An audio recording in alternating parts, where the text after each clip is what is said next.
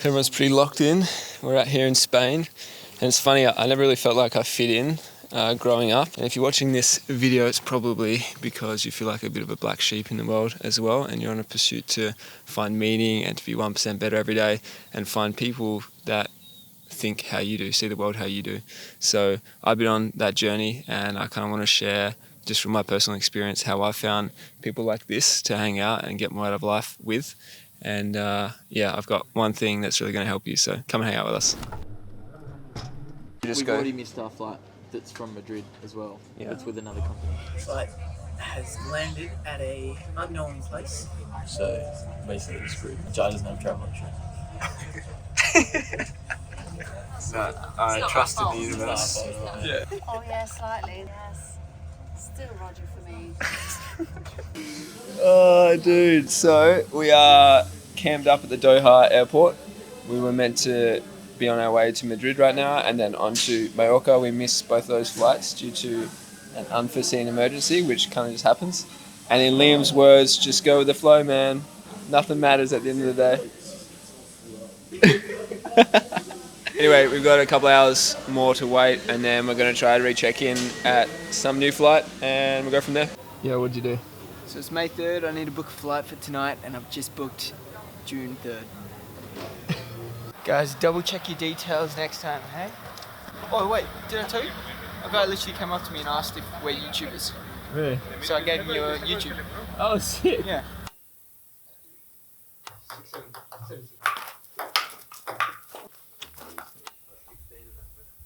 Welcome to my humble workspace outside, and I wanted to show you guys, or tell you guys, how we booked this place, how we found the people to join.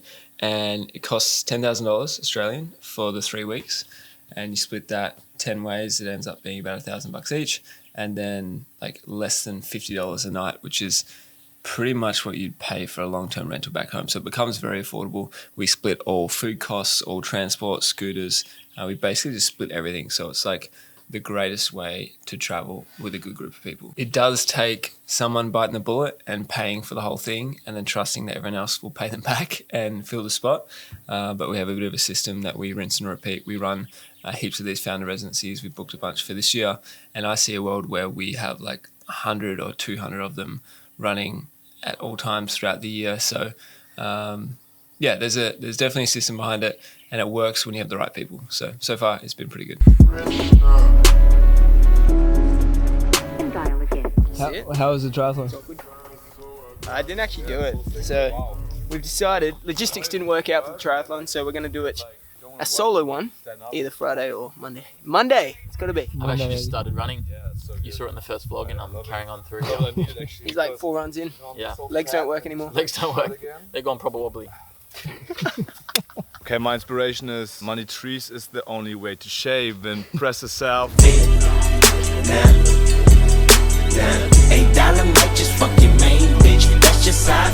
Boys, what's happening?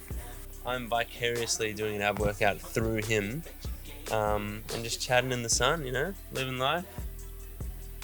Great job, Cam. Keep it up, mate. You got this. We're going to be shredded.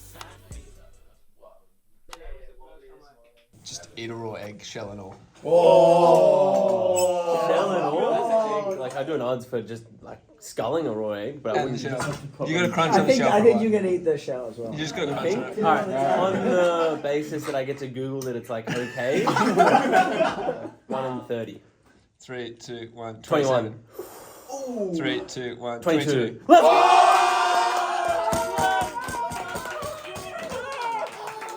3, 2, 1.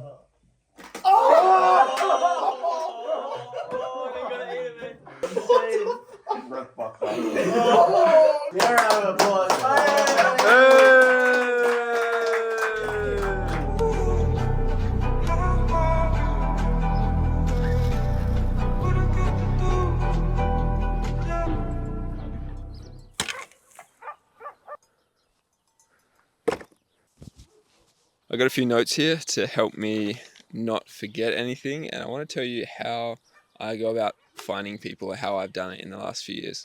And there's one thing that's really going to change the game for you, but a couple other things that are just going to be advantages as well. The first thing, and this one's kind of unorthodox, but you need to rise to the level of the people that you want to attract. And that's your habits, your mindset, your self-confidence, the way you dress, all of these things come into it. Basically, you must feel worthy of these friendships. Once you do that, you should be the most interested in the room, not the most interesting. And what I mean by that is typically when we walk into a room, most people want to be noticed, want to be, sought after or be of value. What I'm saying is you should flip that script. Instead of trying to be noticed and trying to be interesting, be interested. Listen to them, ask questions, be curious, so curious that they actually end up noticing you. And the way that works is when you're in a conversation, there's studies that show this, most people like talking about themselves. They're going to feel valued. They're going to feel like it was a great conversation. That later makes them remember you. So be the most interested in the room, not the most interesting. Okay, and now my number one all time. You have to change your environment. So many people are sitting at home doing the same routine, hoping for things to change. And the definition of insanity is doing the same thing over and over and over again, hoping for change, hoping for it to be different the next time. So you must shift your environment. It doesn't have to be in a big way, but I encourage it to be. I think you should move to a new country, or at least go and spend time in a new country solo. But then there's a few tricks that are going to help you. So go to transient cities, places that are a hub for people that you want to hang out with. Cape Town is an example of that. A lot of health conscious people who are working online go there for the summer. Bali is another place like that. Barcelona is another place like that. So pick one of those cities first. It's going to make your life a whole lot easier. Oh my God, there's flies everywhere. Then there's so many other ways to meet people. I'm going to put them all on screen so I don't miss any. But things like run clubs, co-working hubs. Connor, who's hanging out with us here, I met at Neighbourgood in Cape Town, which is like a co-working, co-living place. You just need to put yourself into environments where these other people are going to be hanging out. And then just be genuine. Be yourself. Be authentic. Be honest.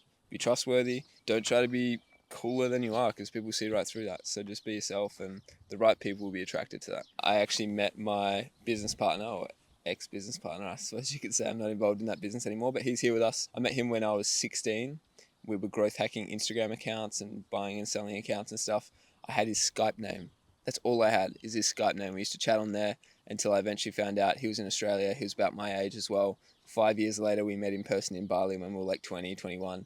And then we became business partners a couple of years after that. And he's one of my best mates. And we see each other a couple of times a year, traveling and whatnot. And this was, a decade ago. And I had his Skype name. And finally, creating content. And probably not for the reason you would think. It's not because you can go viral and get heaps of eyeballs and suddenly be connected to people. Yes, that helps. I mean more because it shows who you are. It gives people a sense of who you are, whether that's your art and the videos you put out, whether that's your personality and yourself and talking to camera. And as a result, there's some trust built. There's almost that forward momentum. You're not starting from a blank slate. So when you do connect with people, they feel like they know you more. The friendships can build a lot further and a lot faster. So yeah, that's my hot take on how to find people. This channel has grown like 300 subs in the last week or two. And whilst that seems like small numbers to some or big numbers to others, me, I just want to say a really heartfelt thank you to you guys and the new faces, because you're early movers in my story and I'm really grateful that you're here. So thanks so much. Peace and love. See you in the next one.